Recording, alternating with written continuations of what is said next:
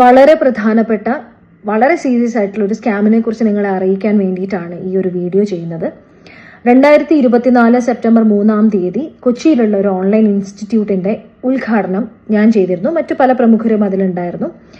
ഈ കഴിഞ്ഞ കുറച്ച് നാളുകളായിട്ട് എനിക്ക് ഈ സ്ഥാപനത്തിനെതിരെ പല മെസ്സേജുകൾ വരുന്നുണ്ട്. അതായത് പൈസ അടച്ച് പറ്റിക്കപ്പെട്ടു എന്ന് പറഞ്ഞിട്ട് പല കുട്ടികളും സ്ക്രീൻഷോട്ട് ഉൾപ്പെടെ എനിക്ക് അയച്ചു തരുന്നുണ്ട്. എന്റെ ഫോട്ടോ ആണ് എന്റെ അനുവാദമില്ലാതെ ഇവർ ബിസിനസിന്റെ ആയിട്ട് ഇവർ ഉപയോഗിക്കുന്നത്. ബിസിനസ് വാട്സപ്പിലൊക്കെ ഇവർ എന്റെ പിക്ചറാണ് പ്രൊഫൈലായിട്ട് യൂസ് ചെയ്യുന്നത്. ഇതെന്റെ അറിവോടുകൂടിയല്ല.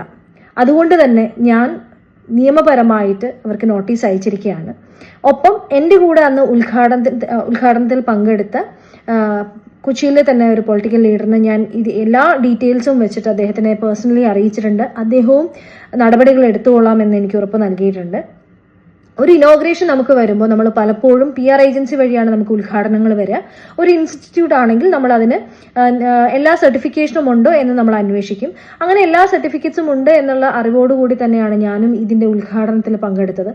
ഉദ്ഘാടനത്തിൽ പങ്കെടുക്കുന്നതിന് മുമ്പും ശേഷവും എനിക്ക് ഇതിന്റെ ഡയറക്റ്റ് ഇവരുടെ ആരുമായിട്ടും എനിക്ക് യാതൊരു തരത്തിലും ബന്ധം ഇല്ല. എനിക്ക് ഇവരെ പേഴ്സണലി അറിയില്ല. ഇവര് എന്റെ സമ്മതമില്ലാതെയാണ് അന്ന് ഇനോഗ്രേഷൻ അവരെടുത്ത എന്റെ ഫോട്ടോ അവര് പബ്ലിസിറ്റിക്ക് യൂസ് ചെയ്തിരിക്കുന്നത്. ഇത് കണ്ടിട്ട് പല കുഞ്ഞുങ്ങളും അവരുടെ നല്ല ഭാവി കണ്ടുകൊണ്ട് പൈസ ഉണ്ടാക്കി പല മാതാപിതാക്കളും ഈ ഇൻസ്റ്റിറ്റ്യൂട്ടിൽ ചേരാൻ വേണ്ടി പൈസ അടച്ച് പിന്നീട് ഇവരെ കോണ്ടാക്ട് ചെയ്യുമ്പോൾ ഒരു വിവരവുമില്ല.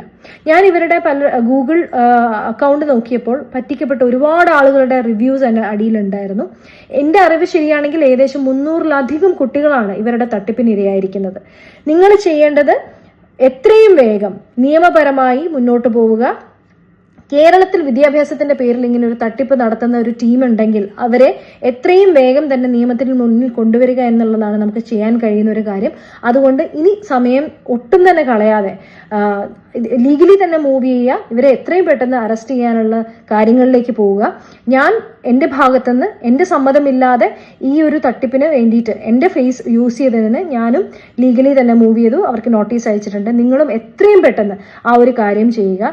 ഈ ഒരു കാര്യം നിങ്ങളെ അറിയിക്കാൻ വേണ്ടിയിട്ട് ഇനിയും കൂടുതൽ ആളുകൾ ഇതിൽ പെടാതിരിക്കാൻ വേണ്ടിയിട്ടാണ് ഈ ഒരു വീഡിയോ ഞാൻ ചെയ്യുന്നത്.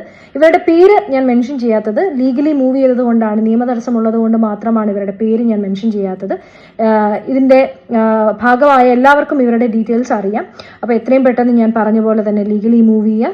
ഈ തട്ടിപ്പ് നടത്തിയവരെ നിയമത്തിന് മുന്നിൽ എത്രയും വേഗം കൊണ്ടുവരാൻ നമുക്ക് ശ്രമിക്കാം.